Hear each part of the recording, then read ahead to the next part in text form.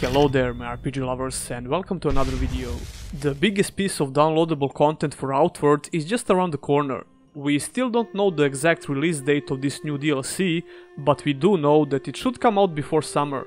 The Soroboreans DLC is packed with content. We're getting a brand new zone in the game called the Untitled Chapter, 2 new skill trainers, the Speedster and Hex Mage, new faction called the Soroboreans, new enchanting system, new weapon type, and a new mechanic called the Corruption. Those are all the major features of this paid DLC. In the past, we had some big content updates that were entirely free. We got a hardcore mode, new endgame bosses, and a lot of new weapons and armors. The Soroboreans DLC will have a price tag, which is not a surprise if we take in consideration the amount of content we're getting. And it goes without saying that 9 Studio is a small developer, so they need to make a living. The Antique Plateau will be more challenging than other zones in the game, so you should prepare before you decide to come here. A large part of this zone is covered with corruption, so we'll need to find some corruption resistance gear, but we can also counter this by becoming a Hex Mage. Hex Mage abilities are focused on applying curses and debuffs, and you can use the corruption to your advantage. We got to see a couple of Hex Mage abilities in the newest dev diary. Jinx spell applies a random hex debuff, Torment spell triggers a related reaction in all nearby enemies afflicted with a hex, and we got to see a breakthrough point called Bloodlust. For every death around the caster, recover 5 max health, mana and stamina burn. I can see a lot of potential for different builds with this skill tree, and you can expect a video with full preview of all skills when the DLC releases, of course. I recently did a stream with the CEO of 9 Studio, Guillaume Boucher-Vidal. We talked about the upcoming DLC and the game in general, but he also had a nice surprise for me. If you want to check out the full stream, you can do that by clicking on the card in the upper right corner. Anyway, Guillaume sent me 2 exclusive pictures of the Speedster skill tree. On the first picture, we can see the first active ability in this skill tree called Probe.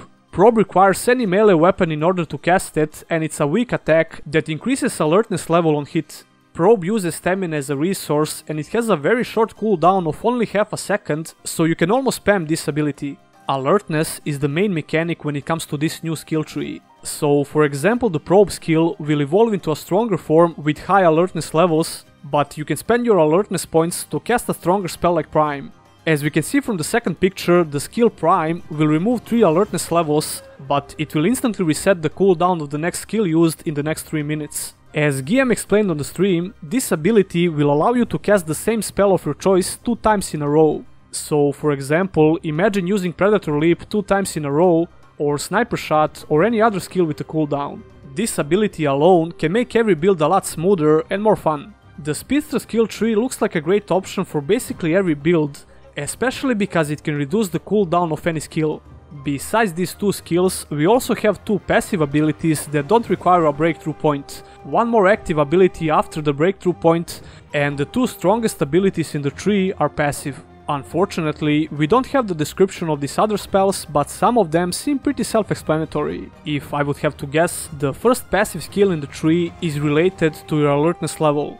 The last 2 passive abilities will probably increase your mobility and defenses, judging by the look of these icons. But of course, you won't be able to select both of these skills, you will have to make a choice here. And I have no clue about the last active ability in the skill tree, so we'll have to wait for more information. The breakthrough point is also kinda hard to predict, but it could be related to alertness levels. That's of course pure speculation, but it seems logical to me. Maybe it will increase the speed of raising your alertness level or something similar to that. I won't even try to predict what this last passive ability is about.